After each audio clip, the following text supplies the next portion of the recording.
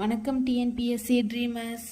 இன்றைக்கி நம்ம பார்க்கக்கூடிய ப்ரீவியஸ் இயர் பொதுத்தமிழ் கொஷின். பின்வரும் இலக்கண குறிப்புக்கு பொருந்தாத சொல்லை கண்டறிக. பின்வரும் இலக்கண குறிப்புக்கு பொருந்தாத சொல் இது மாதிரி வரும்பொழுது நமக்கு இங்கே போட்டிருக்கோம். இப்போ இங்கே பண்பு தொகை அப்படின்னு போட்டிருக்கு.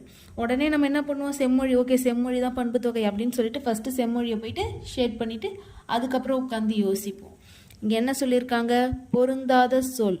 பொருந்தாத சொல்னா அதில் வராததை நம்ம தேர்ந்தெடுக்கணும். பண்பு தொகை, பண்பு தொகை வந்துருக்கு. ஆப்ஷன் ஏ பாருங்க, நற்றறம், நன்மை ப்ளஸ் அறம், அப்போ அது பண்பு தொகையில் வருது. நன்மொழி, நன்மொழினாலும் நன்மை ப்ளஸ் மொழி, அதுவும் பண்பு தொகையில் வருது. செம்மொழி, செம்மை ப்ளஸ் மொழி, அதுவும் பண்பு தொகையில் வருது. தேமொழி, தேமொழின்றது மட்டும் பண்பு தொகையில் வரல. அப்போ இதில் பொருந்தாத சொல், பண்பு தொகைக்கு பொருத்தமில்லாதது எதுன்னு பார்த்தோன்னா தேமொழி தான்.